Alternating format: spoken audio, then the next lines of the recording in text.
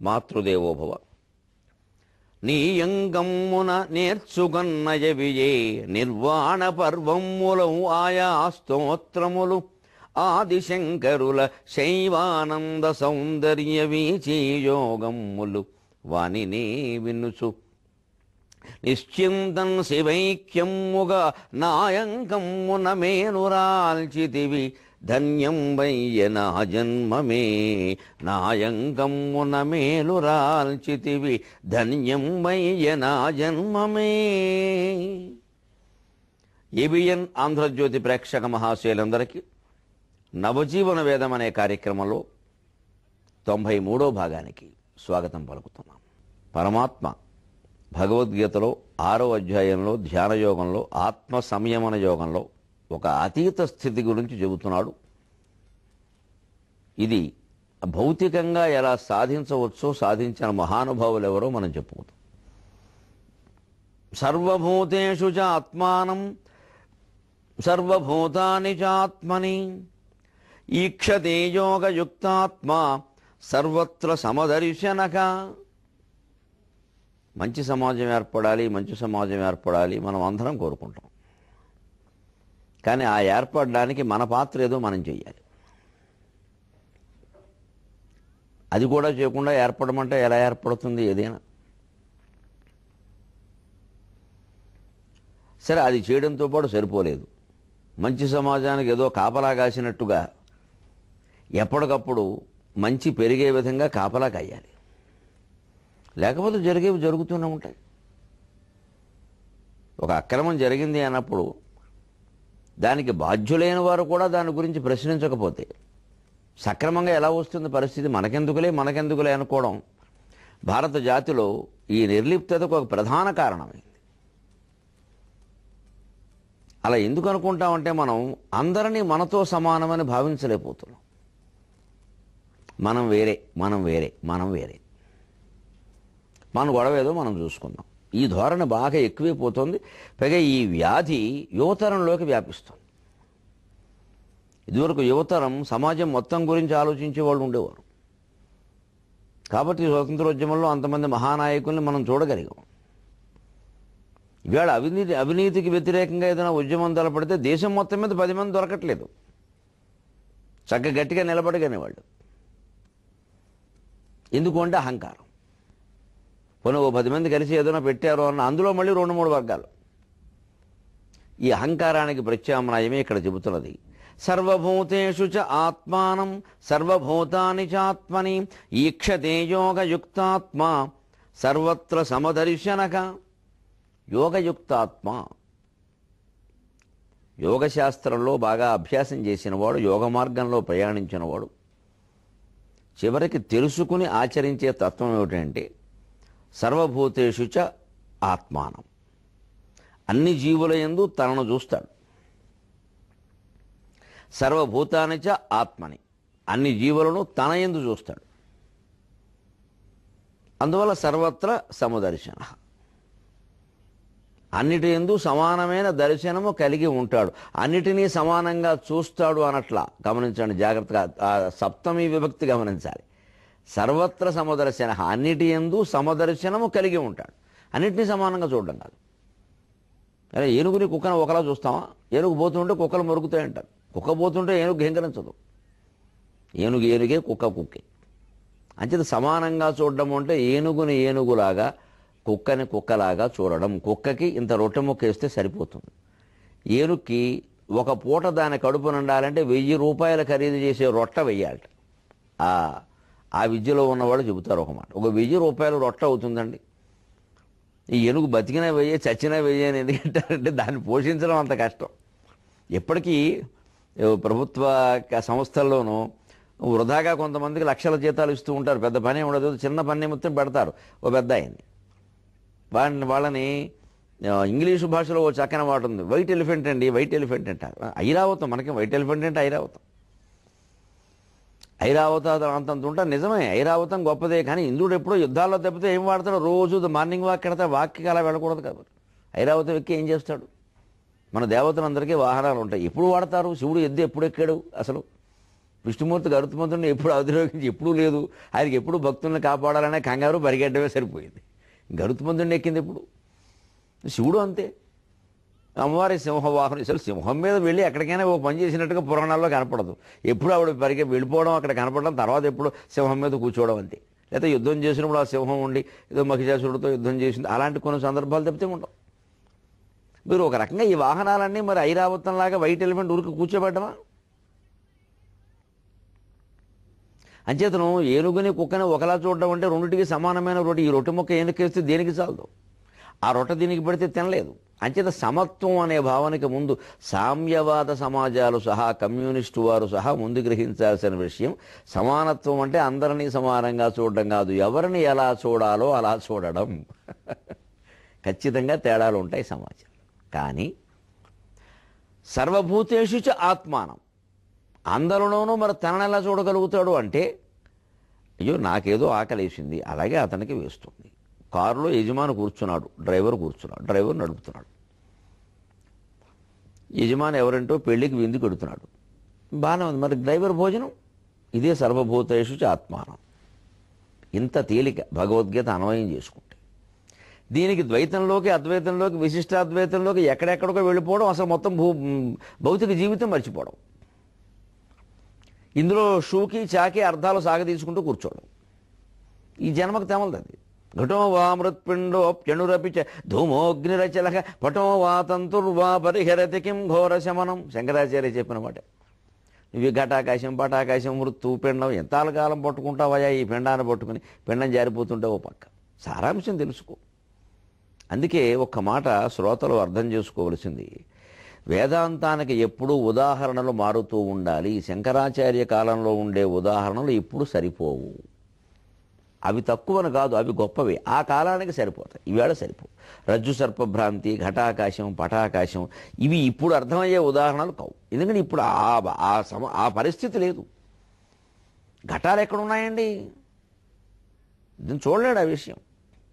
పటంలో ఆకాశం ఉంటుందంటే నమ్మరు. పటం అంటే వస్త్రం, వస్త్రంలో ఆకాశం ఏంటంటారు ఇప్పుడు ఎవరైనా.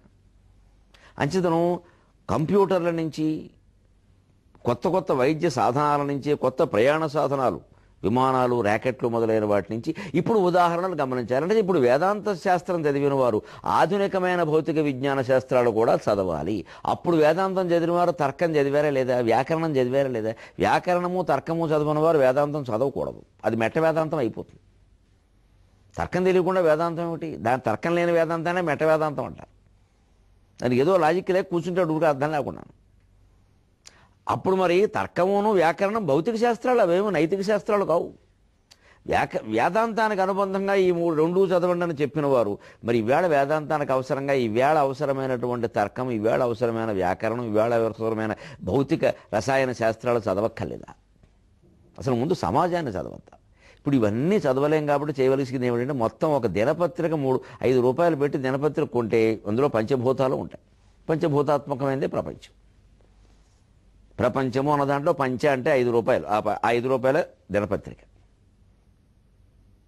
ఆంధ్రజ్యోతి పట్టుకుని కూర్చున్నామంటే ఓ 2 గంటల కాలక్షేపం, బ్రహ్మాండంగా అన్ని విషయాలు తెలిస్తే మొత్తం భూభ్రమణం అంతా తెలిసిపోతుంది. అప్పుడు మనకు తెలుసున్న వేదాంతాన్ని దీనికి అన్వయించుకోవాలి. ఇదే సర్వభూతేషు చ ఆత్మానం. యజమాని అన్నానికి దిగాడు, డ్రైవర్ భోజనం చూడాలా వద్దా? వాడి చేతిలో 50 రూపాయలు పెట్టేస్తే వాడు ఆనందిస్తాడు. అలాగే సమదర్శనం అంటే ఇంకొక మాట. మరి ఏనుగును ఏనుగులా, కుక్కను కుక్కలా చూడాలి అన్నప్పుడు మహారాజును మహారాజులాగా, బిచ్చగాడిని బిచ్చగాడిలాగా చూడాలి కదా. రమణ మహర్షి అలా చూడలేదు, ఇద్దరిని సమానంగా చూశాడు. పైగా బిచ్చగాడికి ప్రాధాన్యం ఇచ్చాడు. మరి ఇదేలాగా ఒక క్షణంలో చూద్దాం. చాలా గమ్మత్తైనటువంటి వివాదాస్పదమైన విషయాల్లో ఉన్నాం మనం. సర్వభూతాని చ ఆత్మని, సర్వభూతేషు చ ఆత్మానం. మరి అటువంటిప్పుడు మనం ఇందాక చెప్పుకున్నప్పుడు ఏనుగుని ఏనుగు, కుక్కను కుక్కను, మహారాజును మహారాజుకి ఇచ్చే ప్రాధాన్యం ఇచ్చి బిచ్చగాడిని బిచ్చగాడుకు చూసినట్టుగా చూస్తే సరిపోయింది కానొచ్చు. రమణ మహర్షి ఒక సందర్భంలో మహారాజులకు ప్రాధాన్యం ఇవ్వలేదు, బిచ్చగాడికి ప్రాధాన్యం ఇచ్చాడు. మరి అది యోగం ఎలా అయింది? ఇక్కడే మనం గమనించాలి. ఆ సంఘటన ఏమిటో చూద్దాం. మైసూరు మహారాజు వారు, ఆయనకేవో సమస్యలు, రాజకీయంలో ఉన్నాక సమస్యలు కాకపోతే సుఖం ఎందుకు ఉంటుంది? పరిపాలన అంటేనే సమస్య. అవన్నీ ఆయన తట్టుకోలేక మహాయోగి రమణ మహర్షి గొప్పవాడని తెలిసి ఆయన చూద్దామని ఆయన ద్వారా తన సమస్యలకు సమాధానం తెలుసుకుందామని వచ్చి ఆశ్రమ అధికారులను అడిగాడు. నాకు ప్రత్యేక దర్శనం కావాలి, నాకు ప్రత్యేకమైన ఉపదేశం కావాలి, నా సమస్యలు నేను ఆయనతో చెప్పుకోవాలి. మహాయోగుల్ని జడగొట్టే విధానం అంటే ఇదే. ఇటువంటి వాళ్ళే జడగొడతారు. మామూలు వాళ్ళు పడిపోతారు. రమణ మహర్షి ఎందుకు పడిపోతాడు అంటే ఈ ఆశ్రమం వాళ్ళు ఎవరో ఉంటారు కదా అధికారం, వాళ్ళకేదో కాస్త భ్రమలు ఉంటాయి. కొంచెం ఏమో మహారాజు గారు స్వయంగా వచ్చారు, మహర్షి గారు అంగీకరిస్తే బాగుండు, కాస్త ఆశ్రమం అంతా బాగా చేస్తారు ఆయన అన్నారు. అక్కడికి ఆయన అడిగితే లేదండి ఆయన ఒప్పుకోరన్నారు. మీరు ఎలాగోలా ఒప్పించండి. ఏమిటండి ఈ గుడిసెలని నేను మొత్తం స్వర్ణమయం చేసేస్తాను, మీరు హాయిగా ఉండొచ్చు అందరూ, నాకు కాస్త ప్రత్యేకంగా. ఇక్కడే మనం ఒక విషయం, ఇన్ని మహారాజ భోగాలు, ఇంత బంగారం, ఇంత స్వర్ణ వైభవం ఆయన సమస్యలను పరిష్కరించలేకపోయింది. పైగా అసలు ఆయన సమస్యలకు ఇదే కారణం. అంతకంటే ఈ యోగం గొప్పదే కాదు. అంచేత ఆ యోగం విషయం దగ్గరికి వచ్చేసరికి, అధ్యాత్మ జ్ఞానం విషయం దగ్గరికి వచ్చేసరికి అంతా సమానమే. అక్కడ బిచ్చగాడు మహారాజు భేదం ఉండదు. ఎందుకంటే అందరిలోనూ ఉన్న ఆత్మ ఒక్కటే. భేదం ఎంతసేపు భౌతికంగానే. ఏనుగుని ఏనుగులా చూడడం, కుక్కను కుక్కలా చూడడం అనేది అది ఏనుగుని పోషించవలసిన విధానం, కుక్కను పోషించవలసిన విధానం, ఏనుగుని ఉపయోగించుకోవలసిన విధానం, కుక్కను ఉపయోగించుకోవలసిన విధానంలో తేడా తప్ప చనిపోయిన తర్వాత ఏనుగైనా ఒకటే, కుక్కైనా ఒకటే. ఆత్మస్వరూపం అనేది భౌతిక శరీరంతో సంబంధం లేనిది. ఆ ఆత్మజ్ఞానాన్ని కోరుతున్నప్పుడు అందరితో సమానంగానే ఉండాలి. లేకపోతే రమణ మహర్షి దగ్గరికి ఎందుకు? ఆటోమొబైల్ షాప్ ఏమైనా ఉంది ఏమిటి అక్కడ బండి బాగు చేయించుకోవడానికి?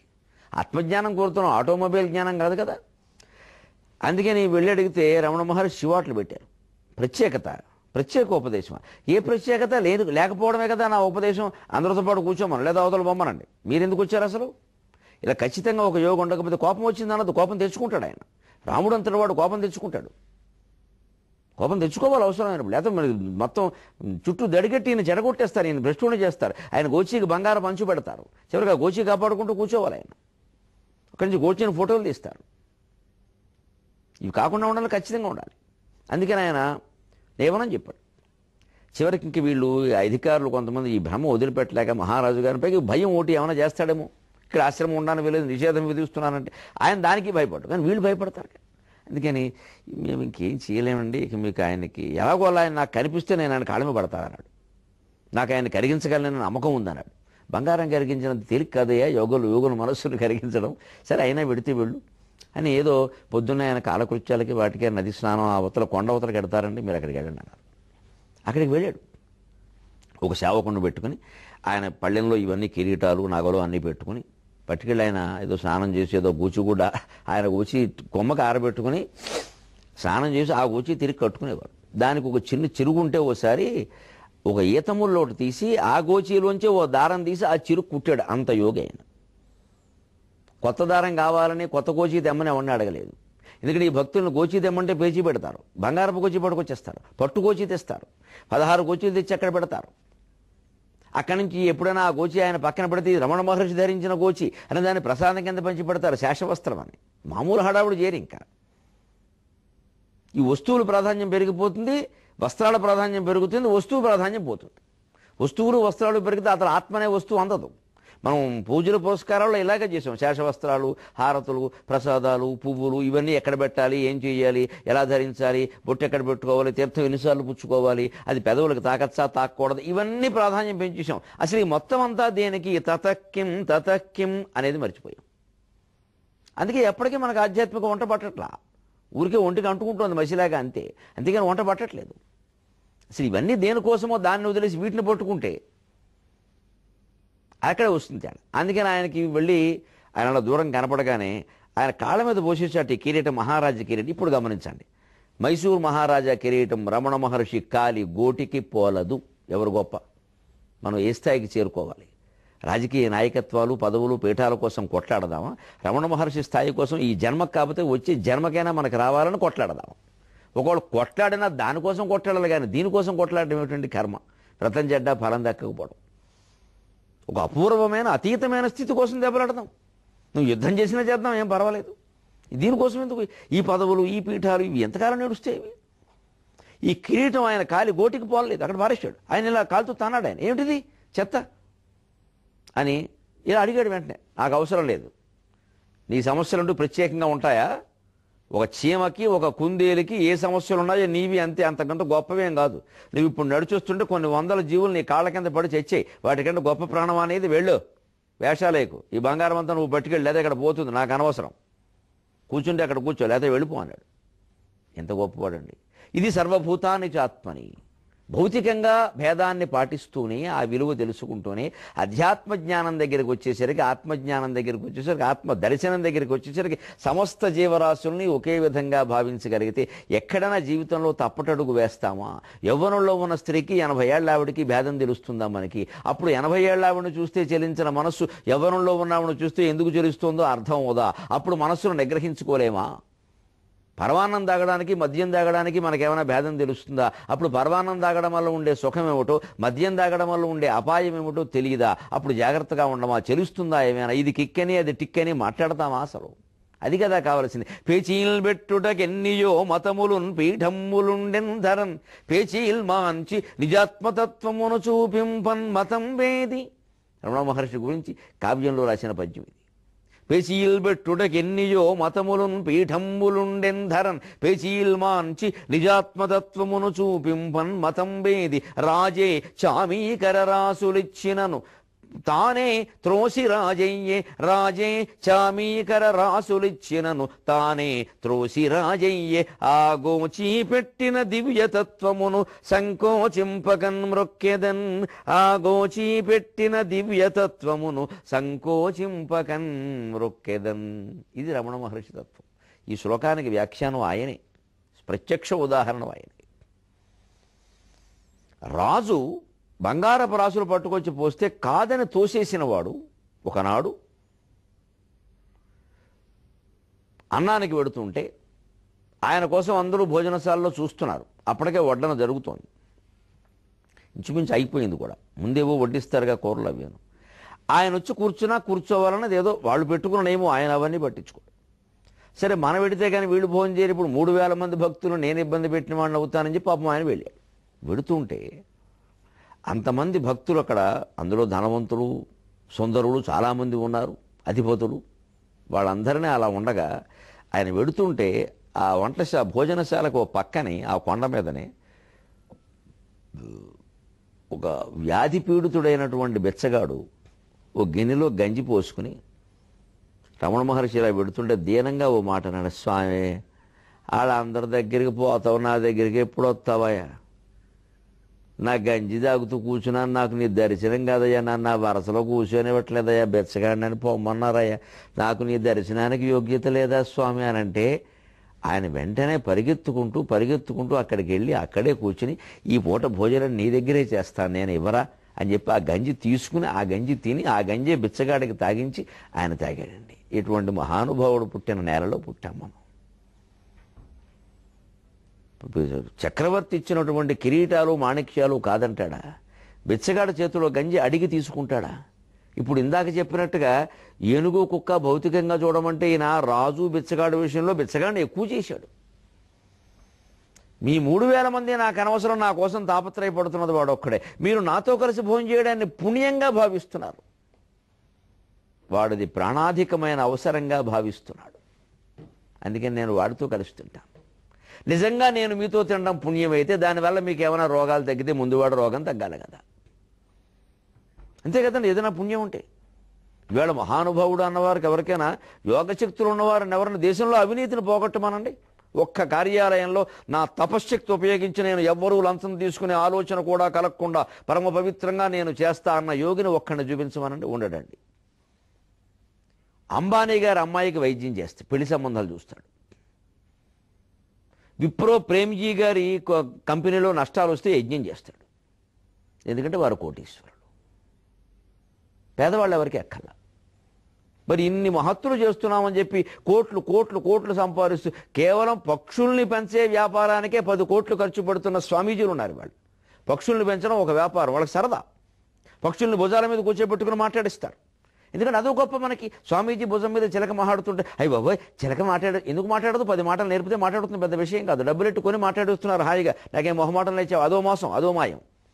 పల్లెటూరులో ఎవడో పాపం కోయవాడు చిలక జాతకం చెబితే వాడిని నమ్మం. స్వామీజీ భుజం మీద చిలక కనపడగా అయ్యి బాబోయ్ ఎంత గొప్ప చిలక మాట్లాడతా. మనం పిలకలమైతే చిలకలు మాట్లాడతాయి, దీనికి మొదలుపెట్టారు ఖర్చులు. ఇప్పుడు భక్తుల దగ్గర నుంచి వసూలు చేసిన సొమ్ములు కోట్లు కోట్లు కోట్లు చిలకలకి పిలకలకి దుర్వినియోగం. అంతే. ఇవన్నీ ఇదో మాయ, ఇదో కొత్తదనం. ఇది ఆకట్టుకుంది. వీరెవ్వరూ పేదవారి కోసం ఒక్క పని చేయరు. దేశంలో అవినీతి పోవడానికి ఒక్క పని చేయరు. దుర్మార్గం పోవడానికి ఒక్క పని చేయరు. పైగా ఆ దుర్మార్గుల్ని, ఆ అవినీతి పరులను, ఆ బ్లాక్ మార్కెట్ వాళ్ళని, ఆ స్మగ్లర్ని వీరు ప్రోత్సహిస్తారు. ఆశ్రమానికి పిలిచి ఆశీర్వదిస్తారు. నమో నమః. సర్వభూతేషు చ ఆత్మానం సర్వభూతాని చ ఆత్మని ఈక్షతే యోగయుక్తాత్మ సర్వత్ర సమదర్శనక. సమదర్శనం అన్న మాటలో ఇంత విశేషం ఉందండి. భౌతికంగా చూస్తే ఏనుగును పోషించడం వేరు, కుక్కను పోషించడం వేరు. అదే సమదర్శనం. దేనికి తగినట్టుగా దానికి ఉండడమే. ఆధ్యాత్మికంగా చూస్తే ఈ రెండిటిలోనూ ఉండే ఆత్మ ఒక్కటే అని తెలుసుకోవడం. ఇంకాస్త అతీతంగా చూస్తే భౌతికంగా మళ్ళీ ఎవరికి మనం ఎక్కువ అవసరమో వారికే ఎక్కువ సాయం చేయడం.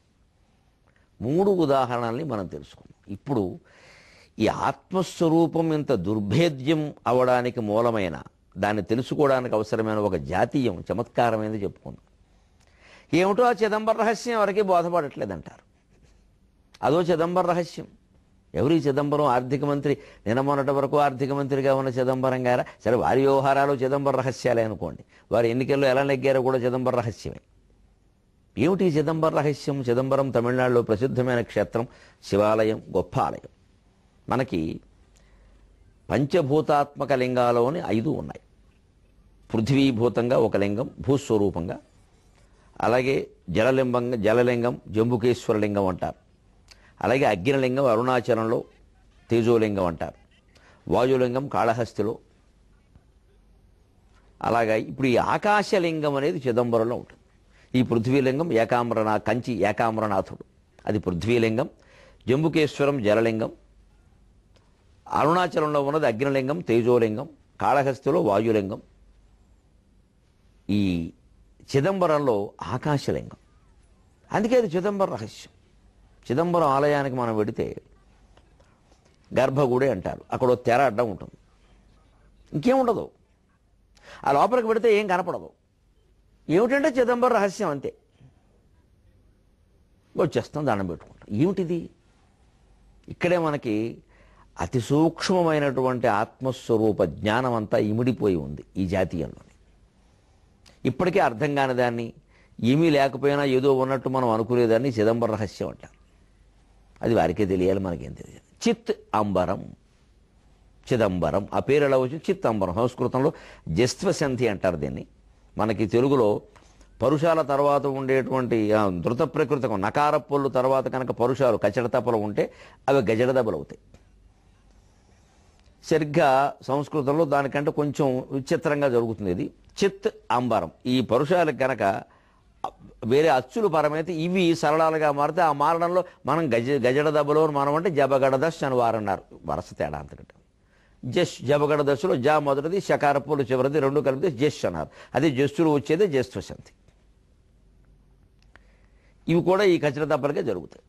ఇందులో చిత్ అంబరం చిదంబరం అయింది. అంబరం అంటే ఆకాశం, చిత్ అంటే చిదాకాశము. ఏమిటి చిదాకాశం?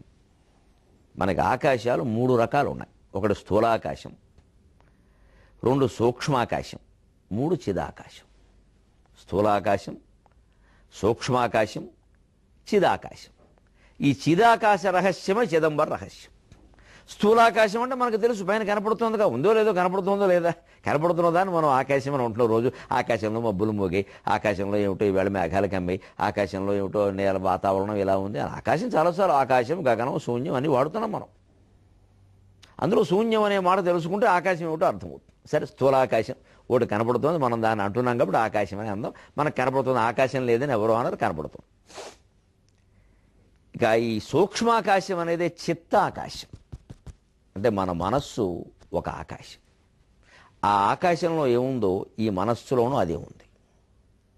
నజీవ బ్రహ్మణోర్భేదక పిండ బ్రహ్మాండ భేదతక మానాభావాన్న తద్భేదక ఇది వేదాంత డిండిమక.